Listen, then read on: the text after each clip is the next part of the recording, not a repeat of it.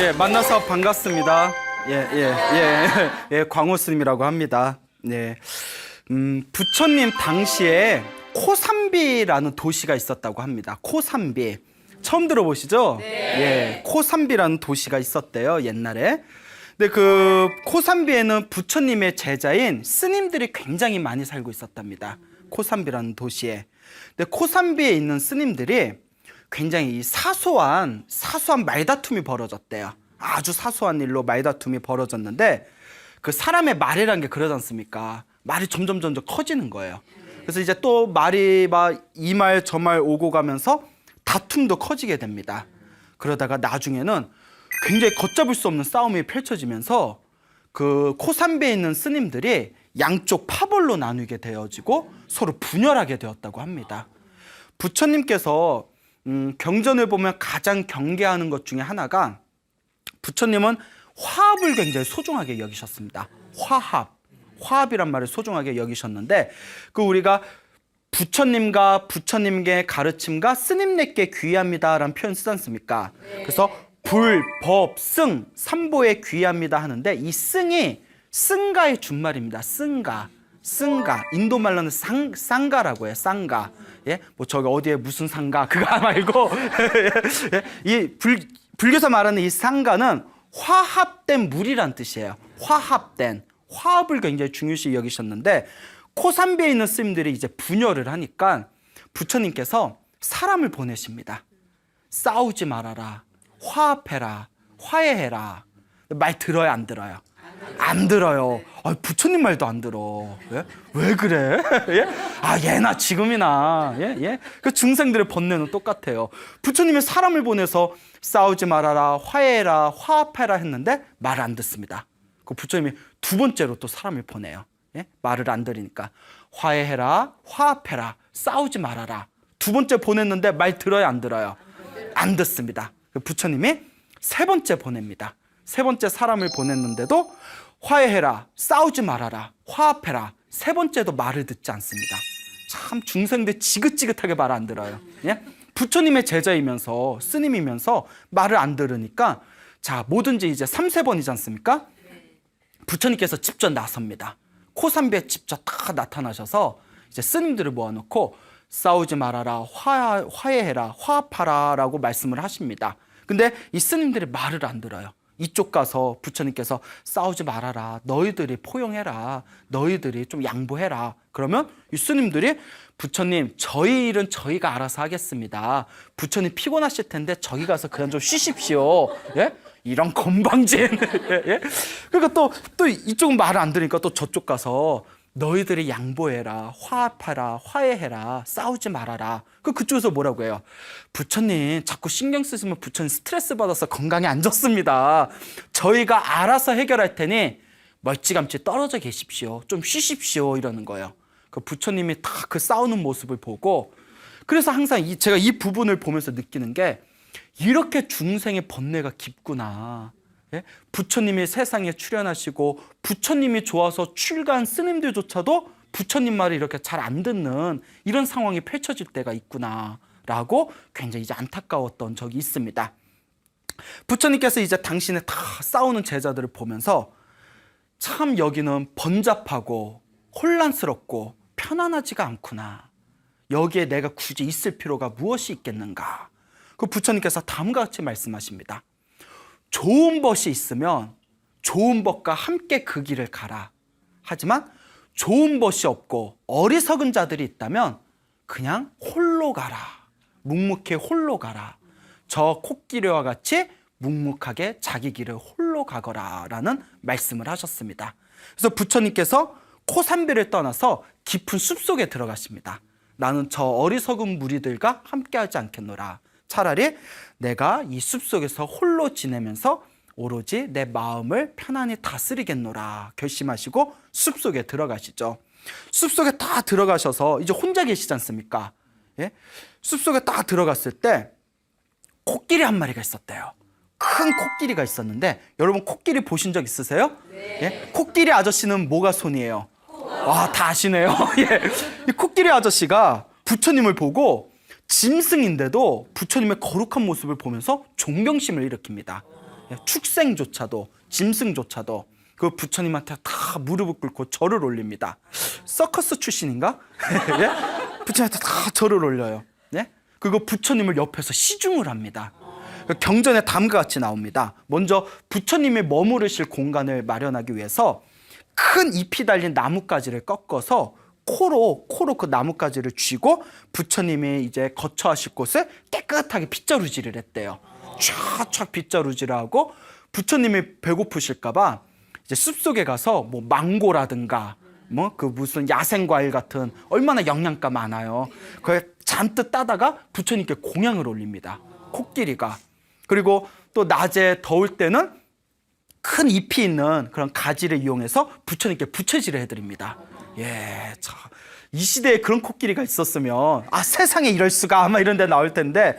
그리고 밤에는 사나운 짐승이 출현할까봐 부처님이 쉬고 계실 때 밤에 이제 수면에 취했을 때 그 주변을 왔다 갔다 하면서 코끼리가 보초를 섰다고 합니다. 이렇게 지극정성으로 부처님을 시중하는 거예요. 야, 짐승이 사람보다 나을 때가 있잖아요. 그렇죠. 짐승이 사람보다 나을 때도 있습니다. 근데 거기에 원숭이 한 마리가 살고 있었는데 이 원숭이가 코끼리가 하는 걸 가만히 보는 거예요. 예? 야, 코끼리가 저렇게 부처님을 열심히 시중하는 걸 보니까 이 코끼리도 자기도 뭔가 하고 싶은 거예요. 예? 나도 뭔가 뭐 부처님인지 아닌지 원숭이가 어떻게 알겠어요. 하지만 저 코끼리가 저 잘생긴 남자한테 저렇게 잘하는 거 보니까 뭔가 나도 뭐 좀 하고 싶다. 그래서 나는 저분한테 뭘 올릴까, 뭐 어떤 시중을 들까 고민하다가 우연히 나뭇가지에 벌이 없는 벌집을 하나 발견합니다. 벌이 없는 벌집에 막 그냥 꿀이 가득할 거 아니에요. 막 로얄 젤리 막 이런 거 있을 거 아니에요. 로얄 젤리 드셔보셨어요? 예, 나만 못 먹었구나. 예, 그래요? 예? 예. 자, 그 꿀이 잔뜩 있는 그 벌집을 나뭇가지를 이제 떼다가 그 바나나 잎에다가 그 벌집, 꿀이 듬뿍 담긴 벌집을 다 이렇게 그릇처럼 이제 감싸서 넣은 뒤에 이 원숭이가 부처님한테 다 공양을 올립니다. 부처님이 막 끽끽거리면서 이제 꿀을 딱 올렸겠죠? 부처님이 딱 보시더니 예, 그죠. 분위기상 안 드실 것 같죠? 안 드셔. 까탈스러우셔. 예, 예. 딱 안 드셔요. 그 원숭이가 당황하는 거예요. 왜 안 드시지? 왜 안 드시지? 그 가만히 봤더니 그 벌집에 알이 이렇게 군데군데 있었대요. 그 부처님이 이것 때문에 안 드시는구나. 원숭이가 이렇게 머리가 좋았을까? 예, 예. 이 원숭이가 그 알을 이렇게 떼내고 다시 부처님한테 올렸더니 그때 부처님께서 그걸 아주 맛있게 잡수셨대요. 입에 침이 고이네요. 입에 침이 고여요. 그래서 이제 맛있게 이제 드시니까 원숭이가 너무 기쁜 거예요. 예? 원숭이가 너무 기뻐서 나무 위에서 막 기뻐서 혼자 막 뛰어다니는 거예요. 막 뛰어다니다가 나무에서 떨어졌어. 예? 나무에서 떨어졌는데 밑에 뾰족한 나뭇가지가 있었는데 거기에 몸이 박혀서 죽어버렸대요. 죽었어. 부처님한테 뭘 올리고 꿀을 올리고 예? 좋아서 날뛰다가 떨어져서 죽었어요. 예? 차라리 올리지나 말지. 예? 아니 죽었다는데 웃음이 나와요? 참 각박하네. 예? 자, 그런데 제가 항상 하는 얘기가 있습니다. 마무리는 어떡하게? 어떻게 그렇게 잘하세요? 마무리는 훈훈하게. 원숭이가 뛰놀다가 밑에 떨어져서 죽었는데 부처님한테 꿀공양을 올린 그 강력한 선업의 힘으로 하늘세계 천신으로 태어났답니다. 야, 마무리는 훈훈하게. 야, 꿀 한 방에 천신이면 남는 장사다 진짜. 예? 예? 예? 그러니까 예? 자, 어쨌거나 이와 같이 이제 하늘세계 천신으로 태어난 이 원숭이 이야기를 우리가 생각해 보면 경전에 부처님하고 원숭이 이야기가 굉장히 자주 나와요. 부처님하고 원숭이 이야기가 굉장히 자주 나옵니다. 그래서 이 원숭이가 부처님한테 꿀을 올린 이야기가 다른 경전에 또 다른 새로운 에피소드가 또 펼쳐지는 게 있습니다. 어느 바라문이 있었는데 이 바라문이 굉장히 큰 부자였대요. 굉장히 큰 부자고 세상에 아주 이제 가지지 못한 게 없을 정도로 풍요롭고 행복한 삶을 살고 있었는데 자식이 없는 게 한이었대요.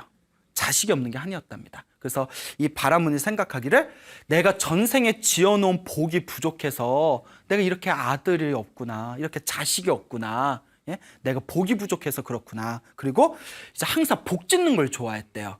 지혜로운 사람이에요. 보통 우리 중생들 보면 잘 되면 누구 탓이에요? 내 탓이죠. 안 되면 누구 탓이에요? 조상만 탓해요. 부모 탓하고, 남편 탓하고, 아내 탓하고, 그렇잖아요. 남 탓하잖아요. 근데 이 바라문이 굉장히 또 지혜가 있었나 봐요. 안 되는 거, 부족한 거는 누구 탓이다? 내가 복이 부족해서 그렇구나. 그 복 짓는 걸 굉장히 좋아했답니다. 하루는 부처님과 부처님의 거룩한 제자분들을 모시고 공양을 올렸대요. 이제 부처님과 제자분들에게. 그래서 불교에서는 공양을 올리는 거, 보시라고 하죠. 베푸는 거. 공양을 올리는 거는 강력한 선업이 된답니다. 힘들고 괴롭고 병이 든 사람한테 공양을 올리는 거. 그리고 부모님이나 지혜로운 스승님에게 공양을 올리는 거. 그 다음에 이제 세 번째가 부처님이나 거룩한 스님들에게, 수행자에게 공양을 올릴 때 강력한 선업이 발생하게 된다고 합니다. 그래서 부처님과 스님들을 초빙해서 이렇게 공양을 올렸는데, 부처님께서 이제 공양을 다 드시고 나서 이제 바루를 들고 제자들과 함께 이제 절로 돌아오십니다. 근데 여러분, 그 부처님의 가르침에 의하면 항상 공양을 왔다 갔다 할 때마다 그 바리떼라고 있죠. 예, 이제 동양 그릇이라고 하죠. 이제 거지들이 쓰는. 근데 우리 스님들한테 동양 그릇이라고 하면 안 돼요. 바리떼라고 하거든요. 큰 바리떼를 들고 10명이건 100명이건 1000명이건 일렬로 걸어야 됩니다. 뭔 얘기인지 아시죠? 막 그냥 막 서로 뒤섞여가지고 막 우왕좌왕 걷는 게 아니라 부처님이 맨 앞에 서시고 각 먼저 출가한 순서에 따라서 일렬로 서서 절대 주변에 두리번거리면 돼요, 안 돼요? 안 돼요. 절대 좌우를 두리번거릴 수 없습니다. 오직 일렬로 땅바닥을 보면서 마음을 챙기면서 다 일렬로 걷죠. 부처님께서 공양을 마치시고 이제 일렬로 바루를 들고 일렬로 절로 돌아오시는데, 그때 원숭이가, 연못에서 놀고 있던 원숭이가 부처님이 다 걸어가는 모습을 봐요. 너무 감동을 받은 거예요. 원숭이조차도 감동을 받아버리네요. 그러니까 원숭이가 부처님한테 뭔가를 바치고 싶은 거예요. 그래서 자기가 먹으려고 몰래 이렇게 짱 박아뒀던 이렇게 벌집을 하나 꺼내옵니다. 벌집을 꺼내와서 자기 딴에 그게 제일 소중한 거겠죠. 자기 먹으려고 부처님께 다 이렇게 공양을 올려요. 그 부처님께서 다 그 원숭이의 마음을 꿰뚫어 보십니다. 그리고 그 벌집을 받아서 옆에 있는 제자에게 이걸 물에다 희석해서 스님들한테 공평하게 이 꿀물을 나누거라라고 가르칩니다. 그래서 이제 그 부처님의 이제 건네준 벌집을 받아가지고 원숭이가 공양을 올린 거죠. 원숭이가 보는데 앞에서 그 벌집을 잘게 이제 뜯어내가지고 이제 물에 희석을 해서 거기 있는 부처님과 스님들에게 공평하게 꿀물을 이제 공양을 한 뒤에 이제 원숭이 앞에서 그걸 달게 마십니다. 그 원숭이가 너무 기쁜 거예요. 너무 기뻐요. 그래서 또 뭐 했을까? 예? 또 뭐 했을까? 또 뛰노라. 네? 또 좋아서 막 뛰노라. 예? 그 원숭이는 왜 그럴까? 예? 좋으면 아이 좋아라 흐뭇하고 이제 집에 가서 조용히 쉬지, 또 좋다고 막 뛰어놀다가 연못에 빠져 죽었대요. 연못에 빠져 죽었대요. 예? 자, 근데 마무리는 어떡하게? 마무리는 훈훈하게. 자, 그 바라문이 항상 한 가지 고민이 있었다고 했죠. 뭐라고 했죠? 그 아들이 없는 거. 죽자마자 부처님께 공양 올렸던 강력한 선업의 힘에 의해서 그날 아침에 부처님께 공양을 올렸던 그 부잣집 바라문의 아들로 태어나게 됩니다. 예, 괜찮다. 예? 예? 자, 그래서 아들로 태어나고 나중에 이제 아버지의 사랑을 받으면서 잘 크다가 결국 이제 부처님, 이제 자기가 전생에 원숭이였을 때 부처님한테 꿀물을 올렸잖아요, 벌집을. 그때 인연으로 부처님의 제자가 되어서 나중에 깨달음을 얻은 큰 성자가 되었다라는 이야기가 부처님 경전에 이제 그것이 적혀 있습니다. 이렇게 부처님하고 원숭이가 인연이 깊어요. 그래서 원숭이가 부처님께 꿀을 올렸다, 벌집, 꿀을 올렸다, 이걸 사자성어로 원후복밀이라고 부릅니다. 원후는 원숭이란 뜻이고요. 봉은 밭들봉, 밭이다라는 뜻이 있고요. 밀은 무슨 밀? 꿀밀입니다. 다 아는데 대답 안 하신 거죠? 네. 그래서 원숭이가 그래요, 꿀을 바쳤다, 부처님께 받들어 꿀을 올렸다라는 원후복밀의 이야기가 있습니다. 재밌죠? 네. 원숭이 이야기가 또 하나 또 있어요. 굉장히 경전에 많은데, 그 머나먼 과거 전생에 어느 부처님께서 나무 밑에서 탁 앉아서 깊은 선정에 드셨다고 합니다. 나무 밑에서 이렇게 깊은 선정에 드셨는데, 그 나무 밑에서 부처님께서 수행을 하고 계실 때 그 숲에 500마리의 원숭이들이 있었대요. 500마리의 원숭이들이 있었는데, 이 500마리의 원숭이들이 그 나무 밑에서 수행하는 부처님을 보면서 마음에 잔잔한 감동을 느낀 거예요. 축생일지언정 마음에 싹 감동이 느껴지면서 이 원숭이들이 서로 이제 회의를 합니다. 야, 저 거룩한 분에게 우리가 뭔가 대단한 거, 엄청 좋은 걸 공양 올리고 싶은데 뭘 드리면 좋을까? 자기들 또 꿀? 예. 부처님 당 걸리겠다. 자, 꿀을 올릴까? 예? 뭐 음식 바나나를 올릴까? 뭘 올릴까? 그러니까 이제 회의를 하면서 부처님한테 세상에서 가장 좋은 것을 올리자. 세상에서 가장 좋은 게 뭘까 고민하다가 그날 밤 늦게까지 서로 회의를 했대요. 원숭이들이. 근데 이제 밤이 되니까 하늘에 딱 보름달이 떴대요. 보름달이 딱 떴을 때 그 보름달이 거기에 큰 저수지가 있었는데, 저수지, 잔잔한 그 저수지의 한가운데 보름달이 환하게 이렇게 그림자가 뜨더래요. 여러분, 그 물결에 환하게 뜬 그 보름달 달 그림자 보신 적 있으세요? 네. 굉장히 아름답잖아요. 네. 그 원숭이들이 무슨 생각을 하냐면, 하늘에 있는 보름달은 우리가 따기가 힘들지만 저 연못, 저수지에 있는 보름달은 우리가 꺼낼 수 있을 것 같다. 야, 저거 꺼내다가 세상에 저것보다 더 환한 게 어딨냐. 저걸 꺼내다가 우리가 공양을 올리자 이러는 거예요. 그러니까 짐승은 짐승이에요. 예? 그 원숭이들이 이제 쏙닥쏙닥거려요. 야, 여기서 저기까지 거리가 엄청 먼데, 야, 저기까지 우리가 어떻게 보름달을 저 달을 떠오냐 이렇게 고민하다가 500마리잖아요. 대장 원숭이가 꾀를 내요.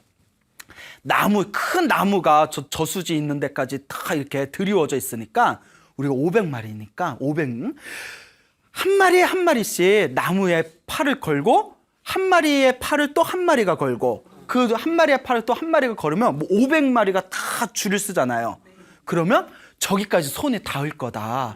그러니까 저 아름다리 큰 저기 나무에 우리 500마리가 하나씩 매달려가지고 팔로 서로가 이어서 뭐 밧줄처럼요.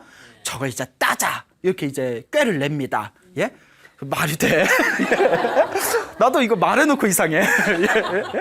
하여튼 그래서 큰 나무에 이제 500마리가 한 마리씩, 예? 500마리 한 마리가 나무를 잡고, 그 나무를 잡고 있는 팔에 또 한 마리가 잡고, 그 한 마리의 또 팔에 다른 한 마리가 잡고, 500마리가 다 이렇게 줄을 서로가 팔을 잡아서 그 보름달 있는 데까지 손이 대롱대롱 닿게 됐어요.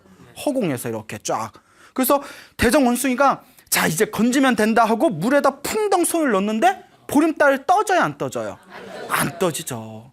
지혜로운 사람은 한번 해보고 안 되면 포기할 줄도 알아야 돼요. 알겠죠? 여러분, 옛날 사람들은 똑똑한 사람보단 우직한 사람을 좋아한다고 했잖아요. 네. 너무 우직하면 민폐야. 뭔 얘기인지 알죠? 너무 우직해도 민폐. 좀 다른 것도 진로를 설정할 줄도 알아야지. 내 아는 분 중에 그런 분이 있어요. 어느 불자님이 스님 상담 좀 할게요 이러세요. 아, 예, 왜 그러세요?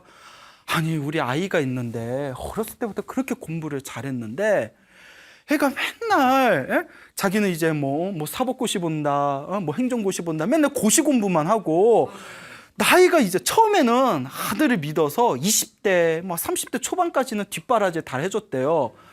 자기도 이제 늙어서 힘이 없는데 아들이 이제 30대 후반이 돼가는데 결혼도 안 하고 맨날 도서관에서 공부만 한다고, 취직 좀 했으면 좋겠다고.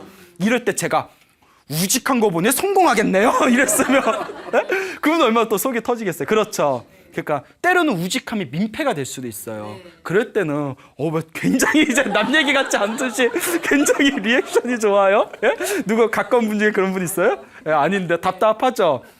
남편도 똑같아요, 여러분. 우리 또 어느 어떤 분이 또 상담을 하시는데 남편 거사님이 계시는데 이분이 남 밑에서 못 사는 성격이래요. 그런 분이 있어요. 남 밑에서 못 사는 성격이래요. 저희 아버지도 저한테 나는 살아오면서 한 번도 누구 밑에서 월급 받아본 적이 없다 이러시는 거예요. 어렸을 땐 그 말을 듣고 멋있다 이랬는데 지금 나이 들어서 생각한 게 우리 엄마 얼마나 고생했을까. 네? 예? 그렇죠. 예? 막 집안 얘기 막 나오네. 예? 예? 그러니까 남 밑에서 못 사는 성격이다 보니까 자꾸 자영업이나 자기 사업을 하시려고 하신대요. 근데 잘 돼요, 안 돼요? 잘 안 되다 보니까 속이 터져 죽겠대요. 예? 그래서 이제 우직함이 민폐가 될 때가 있구나. 그렇죠. 원숭이의 대장도 똑같아. 몇 번 해보고 안 되면 빨리 이제 집으로 돌아가야지. 안 되네? 안 되네? 될 때까지 해보자고 계속 하는 거예요. 수천 번, 수만 번을 했대요. 네? 다리 이제 질 때까지 계속 하다가 500마리가 팔에 힘이 떨어져서 저수지에 다 퐁당 빠집니다. 그 이싸여 다 죽었답니다. 다 죽었대요. 이게 불교 우화에 나오거든요.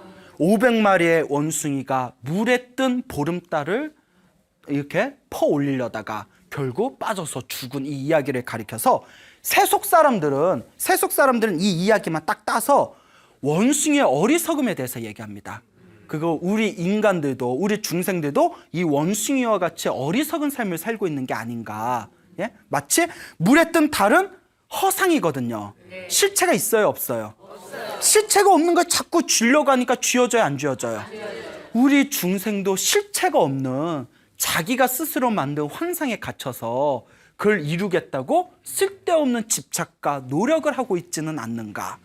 예? 이와 같이 그 우리 중생들을 원숭이의 이야기에 빗대서 비판을 하고 있습니다. 자, 근데 마무리는 어떡하게? 훈훈하게. 저는 훈훈한 걸 좋아해요. 그래서 저는 미남이네요라는 말은 솔직히 못 들어봤어요. 근데 훈남이네요라는 말을 들어봤어요. 예? 예? 예? 표정이 안 좋네. 예, 예, 예. 아니, 저도 지금 나이가 좀 들어서 그렇지 저도 젊었을 때는 귀엽단 말 많이 들었어요. 고마워요. 고마워요. 예, 예, 고마워요. 근데 지금은 아니죠. 저도 이제 나이가 이제 옛날 같지 않아서. 자, 어쨌거나 항상 이제 옆길로 빠지네요. 이야기가 자꾸. 자, 어쨌거나 마무리는 훈훈해야 된다고 했죠. 네. 이 원숭이가 비록 어리석은 생각으로 어리석은 짓을 저질렀지만 마음은 어땠어요? 마음은 순수했잖아요. 네. 부처님께 공양 올리고 싶다는 그 순수한 마음의 선업의 힘에 의해서 죽자마자 하늘세계 천상계에 태어납니다. 하늘세계 천상계 천신으로 태어나고 이번 생에 석가모니 부처님 시대에 다시 인간으로 태어나서 500명의 깨달음을 얻은 성자가 되었다고 합니다. 그래서 세속에서는 이 이야기까지는 몰라요. 예? 그냥 500마리 원숭이가 물에 뜬 달을 퍼올리려다가 죽었는데 그 어리석은 모습이 보면서 우리 중생들은 각성하고 그런 어떤 실체 없는 것에 집착해서는 안 된다라고 말할 줄만 알지만 불교는 거기서 한 걸음 더 나아갑니다. 불교를 마음을 잘 쓰는 법이라고 합니다. 부처님의 가르침을 다 모아놓은 것을 팔만대장경이라고 합니다. 팔만대장경을 다 읽으려면 20-30년이 걸린대요. 20-30년. 근데 우리는 한문도 모르잖아. 네. 그렇잖아요. 예? 예? 자, 한글로 읽어도 한문 모르자니까 되게 좋아하시네요. 예? 맞아, 몰라. 막 이런 거예요. 예? 자, 20-30년이 걸리는데 이 20-30년 동안 봐야 할 팔만대장경의 모든 핵심이 한 글자로 포함이 됩니다. 그 한 글자가 뭘까요? 그렇죠. 마음심자입니다. 마음심자. 마음심자 안에 팔만대장경의 모든 도리가 다 있대요. 그래서 마음을 잘 쓰는 게 불교예요. 마음을 잘 쓰는 거 너무 어렵게 생각할 필요 없어요. 마음을 잘 쓰는 게 불교다. 그래서 그 원숭이들은 500마리의 원숭이들은 비록 지혜가 없고 어리석었지만 마음만은 순수하고 맑고 깨끗하게 부처님께 순수한 마음으로 공양 올리고자 했던 그 순수함이 있었기 때문에 그것이 선업이 되어서 천상세계에 태어날 수 있었고 석가모니 부처님 시대에는 깨달음을 얻은 500명의 성자가 될 수 있었다라고 이야기하고 있습니다. 세상에 이런 게 어디 있어요? 예?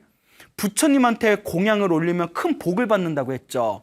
큰 선업을 받는다고 했죠. 근데 원숭이들은 부처님한테 공양을 올렸어요? 못 올렸어요? 못 올렸잖아요. 여기에 엄청난 불교의 아주 깊은 도리를 담고 있습니다. 실제로 내가 공양을 올리지 못했다 하더라도 공양을 올리고자 하는 순수한 마음, 깨끗한 마음만으로라도 무엇을 짓게 되었다? 복을 짓게 되고 선업을 짓게 되고 공덕을 쌓게 된 겁니다. 예? 이것이 바로 불교의 마음법입니다. 예? 물론 또 실제로 올렸으면 더 좋았을 수도 있죠. 예? 하지만 실제로 올렸거나 못 올렸거나 상관없이 얼만큼 내가 내 마음을 잘 쓰고 있느냐, 어떤 의도를 가지고, 착한 의도를 가지고 혹은 나쁜 의도를 가지고, 어떤 의도를 가지고 내가 말하고 행동하냐에 따라서 그것이 선업이 되고 악업이 되는 것입니다. 그러면 여러분들은 실제로 살아가시면서 혹은 오늘 하루 동안 혹은 이번 일주일 동안 혹은 한 달 동안 좋은 의도로 살아오신 것 같아요? 조금 더 나쁜 의도로 살아오신 것 같아요? 잘 모르겠어요. 뭐 그런 거 생각하면서 사나요? 예? 항상 내 마음을 잘 관찰해 보시길 바랍니다. 알겠죠? 네. 마음을 잘 쓰는 거, 이게 바로 불교입니다. 그래서 이와 같이 원숭이가 부처님과 굉장히 인연이 깊다고 했잖아요. 그래서 어떤 분은 부처님이 혹시 원숭이띠가 아닐까라고 이야기하신 분도 실제로 있었어요.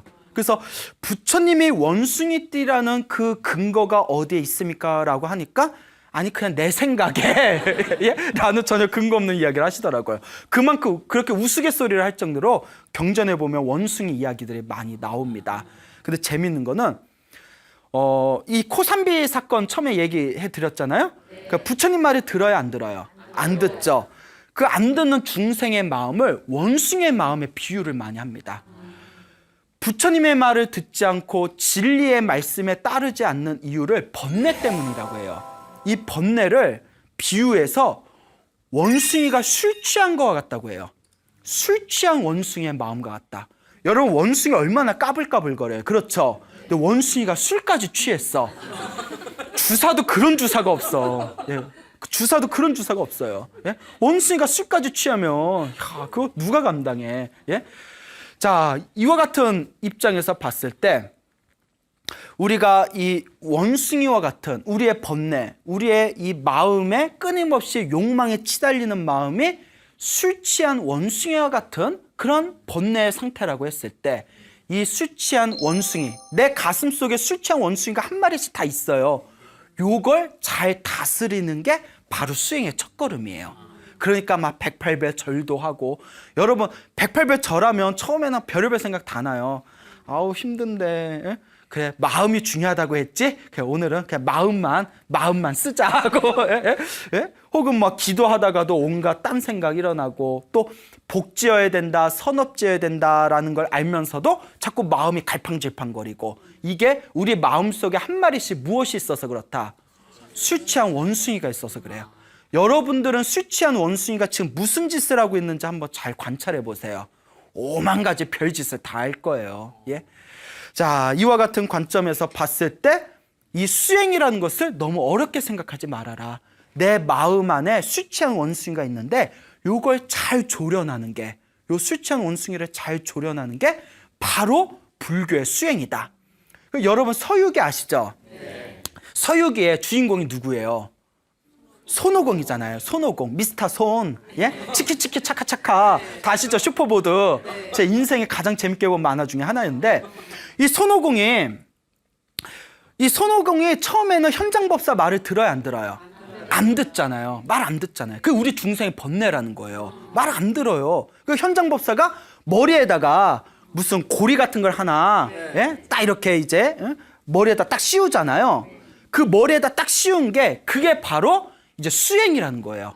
머리에다 딱 씌운 게 이제 수행이에요. 그리고 원숭이가 한 번씩 말을 안 들을 때마다, 손오공이 말을 안 들을 때마다 반야심경을 읽으면 머리가 막 쪼여지면서 손오공이 아구구구 나 죽는다, 스님 말 들을게요. 이게 계속해서 수행을 멈추지 않고 자기 자신을 수행의 힘으로 채찍질한다는 뜻이에요. 알겠죠? 네. 서유기는 단순히 무슨 뭐 중국 신화가 담겨져 있는 뭐 SF 판타지적인 소설이 아니라, 그것을 가만히 내적으로, 내면으로 이렇게 비춰보면 내 마음자리에서 일어나고 있는 번뇌와 그 번뇌를 극복하고 있는 거룩한 수행의 과정이 담겨져 있구나라는 것을 발견할 수가 있습니다. 알겠죠? 예, 이와 같습니다. 자, 다시 이제 본론으로 돌아와서 어쨌거나 원숭이가 그렇게 뛰놀다가 나무에 찔러서 죽었어요. 그래서 이제 하늘색의 천상계에 태어났어요.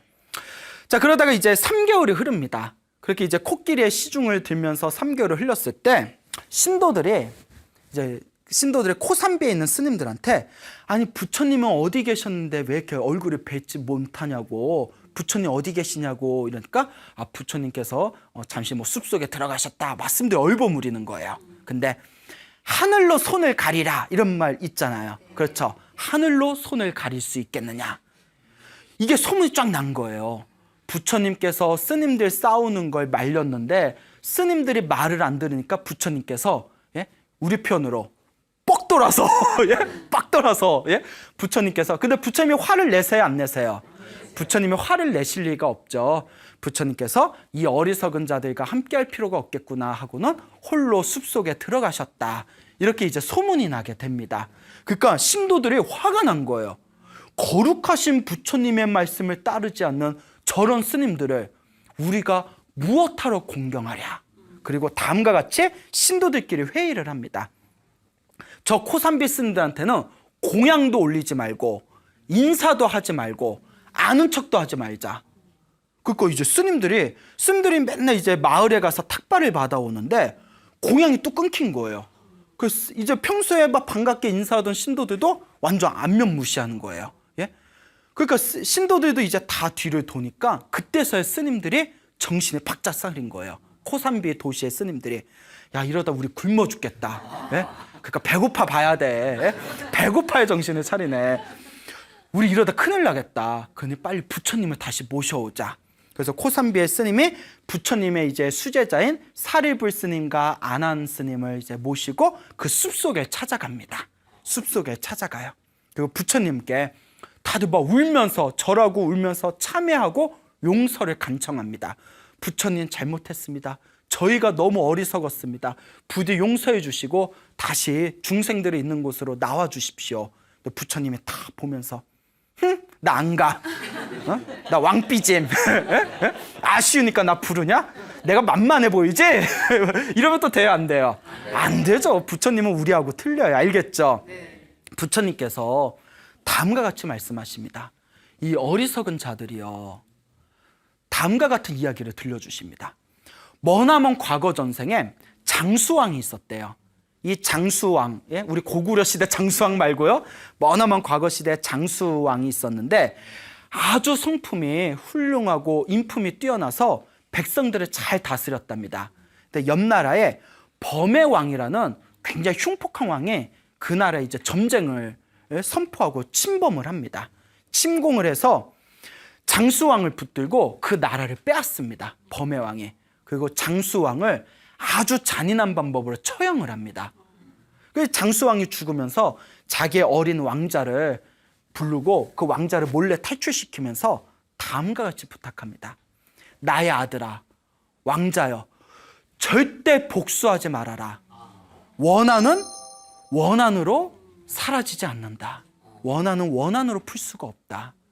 원한은 오직 자비만으로 사라지게 된다. 그러니 복수하지 말아라. 간곡하게 부탁을 하고는 이제 왕자를 이제 탈출시키고 자기는 잔인하게 처형을 당합니다. 근데 자식 입장에서 참을 수 있어요, 없어요? 이 어린 왕자가 복수를 꿈꿉니다.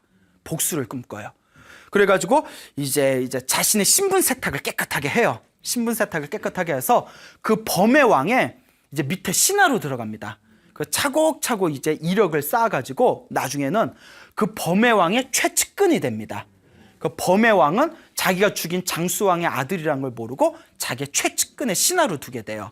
하루는 이제 범의 왕이 신하들을 데리고 사냥을 나갑니다. 사냥을 나갔을 때 이제 최측근이었던 그 왕자가 이제 그 범의 왕 옆에서 이제 시중을 들다가 이제 군사들과 떨어지게 돼요.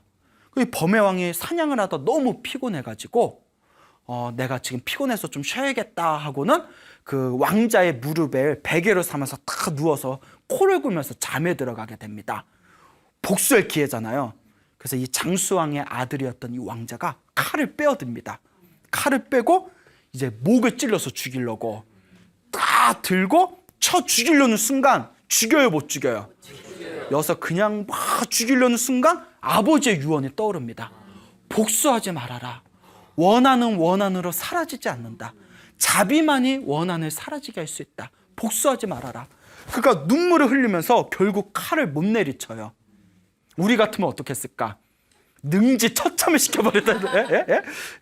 그러니까 탁 칼을 놓고 울면서 범의 왕을 이제 깨웁니다. 그 범의 왕이 탁 이제 깨운 뒤에 자기의 이제 신분을 얘기합니다. 그대가 나라를 침범해서 그대가 죽였던 장수왕의 아들이 바로 나다. 그래서 너를 죽이려고 했는데 이러이러해서 여차여차해서 아버지의 유언 때문에 너를 죽이지 않는다. 다 이 이야기를 하니까 그 흉폭한 범의 왕조차 부끄러움과 함께 마음의 감동을 느낍니다. 그렇죠. 이 이야기를 듣고 나를 죽일 수 있는 상황에서도 죽이지 않은 그 상황에서 감동을 느끼지 않는 사람이 있다면 그건 사람이 아니에요. 그건 짐승이에요. 그거는 사이코패스야. 사이코패스. 그렇잖아요. 그렇잖아요. 근데 의외로 막 사기 있죠. 책, 역사서. 사기라든가 뭐 그런 이 세계의 역사서들 보면 권력자 중에 사이코패스들이 많았어요. 예를 들어 저 사람이 나를 살려준 걸 알면서도 저 사람을 두면 계속 후환이 될지도 몰라 하고 몰래 다 죽이고 이런 거 많잖아요. 역사를 보면 자식이 아버지를 죽이고 아버지가 자식을 죽여서 왕위 찬탈하는 내용이 많잖아요. 예? 그러니까 이 역사의 권력자들 보면 굉장히 우리 정상적이지 못한 사람들이 간혹 있는 것 같습니다. 그 이 범의 왕이 부끄러움과 감동을 느끼더니 눈물을 흘리면서 그 장수왕의 아들 왕자에게 절을 합니다.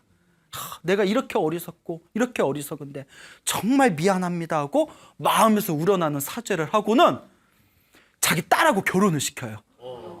딸하고 결혼을 시키고 자기가 뺏었던 나라를 돌려줘요. 내가 이걸로 내가 죄를 씻을 수는 없지만 내 딸을 가지고 이 나라를 가지십시오. 그러니까 딸 하나에 나라 하나. 1+1? 1+1? 아버지한테 좀 미안한데, 아버지한테 좀 미안하긴 해요. 그래요, 한테 1+1. 그런데, 야, 무슨 세일 기간도 아니고 특가인가? 이 범의 왕이 죽으면서 자기 나라까지 자기 사위인 장수왕의 아들에게 자기 나라까지 다 줍니다. 그러니까 딸하고 결혼하고 나라 2개를 동시에 다스리는 왕이 된 거예요. 부처님이 이 이야기를 하시면서 그때 장수왕의 아들이었던 그 왕자가 바로 석가모니 부처님이 나의 머나먼 과거 전생의 나였다. 그때 전생의 나였다 하시면서 하시는 말씀이 세속의 권력자조차도 세속의 권력을 가지고 있는 세속의 일반인조차도 이와 같이 자비를 베푸고 용서를 하고 포용할 줄을 아는데 너희 머리 깎은 출가 수행자들은 이것보다 더 자비스럽고 포용해야 되지 않겠느냐라고 이제 설법을 해주십니다. 이 굉장히 유명한 얘기예요, 불교설화에서. 그래서 부처님께서 다음과 같은 개송을 설하십니다. 사람은 언젠가는 죽는다. 죽어요, 안 죽어요? 죽어요. 그거 다 알죠? 사람은 언젠가는 죽는다. 어리석은 사람은 이것을 모르기 때문에 끊임없이 다툰다. 사람은 언젠가는 죽는다. 지혜로운 사람은 이것을 알기 때문에 쓸데없는 다툼을 피한다. 동감하십니까? 네.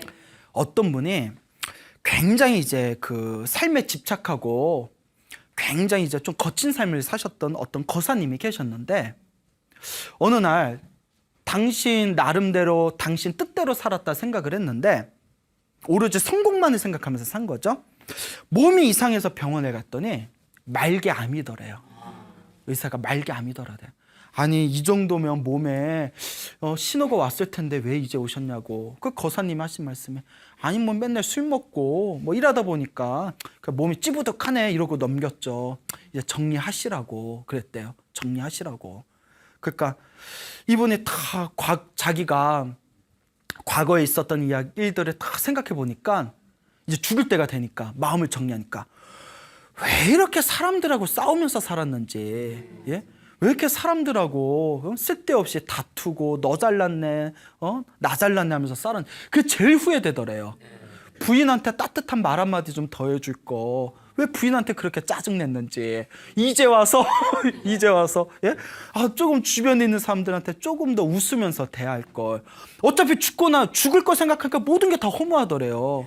좋은 기억만 안고 갈 걸. 그분이 그렇게 후회하면서 마지막 마무리를 잘하셨대요. 예? 사람은 언젠가는 죽습니다.